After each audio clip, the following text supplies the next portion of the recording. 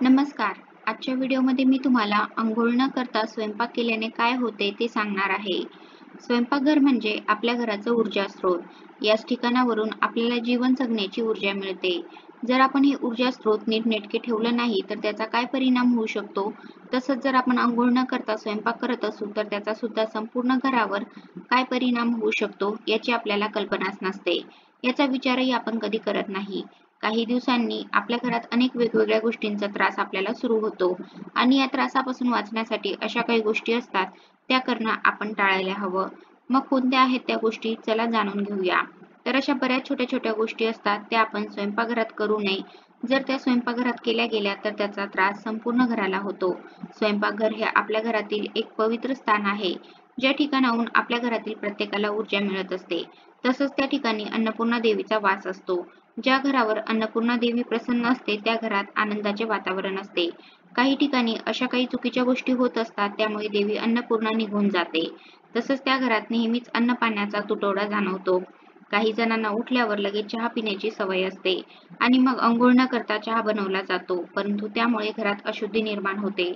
सर्वांना सकाळी कामानिमित्त लवकर बाहेर जायचं असतं मान्य, पण अशा वेळी सुद्धा अंघोळ न करता घरात स्वयंपाक केला जातो. आणि हे सुद्धा चुकीचं आहे.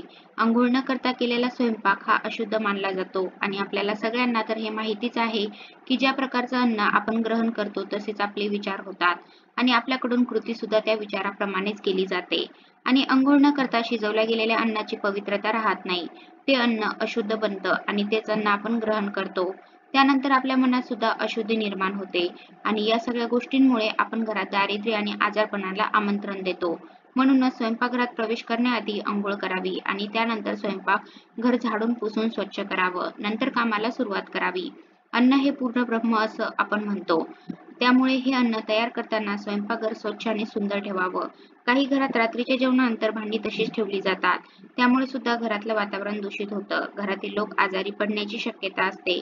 त्यामुळे रात्री जेवण झाल्यावर सर्व भांडी लगेच धुवून टाकावे. स्वयंपाक झाला की आधी देवाला नैवेद्य दाखवावा. यासाठी आपल्याला स्वयंपाक हा अंघोळ करूनच करायला हवा.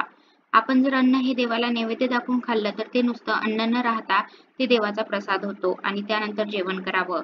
पण हे सगळं तेव्हा शक्य आहे जेव्हा आपण अंघोळीनंतर स्वयंपाक करू. त्यामुळे स्वयंपाकघरात अंघोळ केल्यानंतरच प्रवेश केला जावा. धन्यवाद.